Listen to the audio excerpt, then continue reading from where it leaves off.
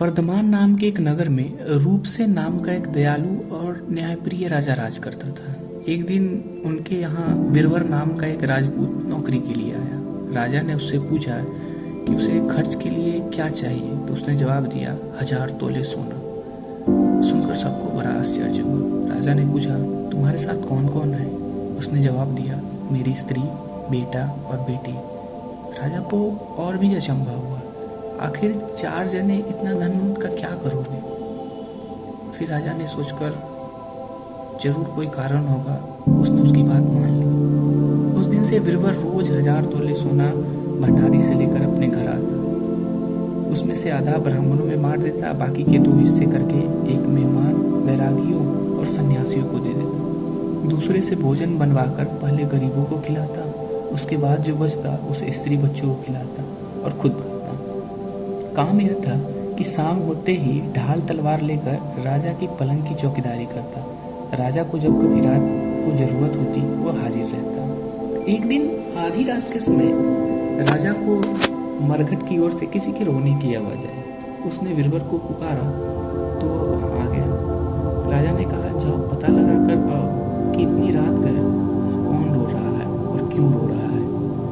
वीरवर तत्काल वहां से चल दिया।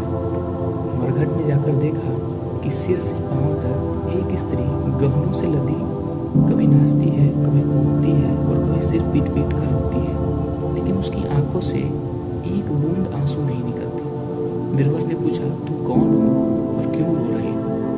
उसने कहा मैं राजलक्ष्मी हूँ और रोती इसलिए हूँ कि राजा रूपसेन के घर में खोटे काम होते हैं, इसलिए वहाँ दरिद्र का डेरा पड़ने लगा है। मैं वहाँ से चली जाऊंगी और राजा दुखी होकर 1 महीने में मर जाएगा। यह सुनकर वीरवर पूछा इससे बचने का कोई उपाय? स्त्री बोली हाँ है, यहाँ से पूरब 1 योजन पर एक देवी का मंदिर है।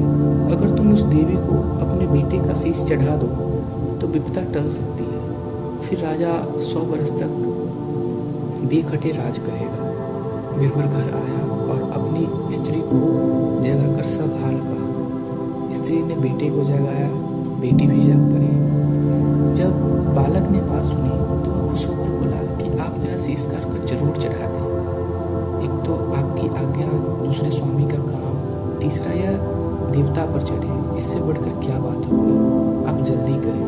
वीरवर ने अपनी स्त्री से कहा कि अब तुम बताओ। स्त्री बोली स्त्री का धर्म पति की सेवा करने में है। निदान 4 जने देवी के मंदिर में पहुंचे। वीरवर ने हाथ जोड़कर कहा हे देवी, मैं अपने बेटे की बलि देता हूँ, मेरे राजा की 100 वर्ष की उम्र। इतना सुनकर उसने जोर से तलवार मारा और लड़के का सिर धड़ से अलग हो गया। भाई का यह हाल देख बहन ने भी तलवार से अपना सिर अलग कर डाला। बेटा बेटी चले गए तो दुखी माँ ने भी अपना रास्ता पकड़ा और अपनी गर्दन काट दी। वीरवर ने सोचा कि घर में कोई रहा ही नहीं तो मैं जीकर ही क्या करूँगा। उसने भी अपना सिर काट डाला। राजा को जब मालूम हुआ तो वह वहाँ गया। उसे बहुत दुख हुआ कि उसके लिए 4 प्राणियों की जान चली गई। वह सोचने लगा कि ऐसा राज करने से धिक्कार है। यह सोच उसने तलवार उठा ली और जैसे ही अपना सिर काटने के हुआ कि देवी ने प्रकट होकर उसका हाथ पकड़ लिया। बोली राजन, मैं तेरे साहस से प्रसन्न हूँ, तू जो मांगेगा सो दूंगी। राजा ने कहा देवी प्रसन्न हो तो इन 4 को जिंदा कर दो। देवी ने अमृत छिड़कर उन 4 को फिर से जिंदा कर दिया। इतना कहकर बेताल बोला विक्रम बताओ सबसे ज्यादा पुण्य किसका हुआ? विक्रम बोला राजा का। बेताल ने पूछा क्यों?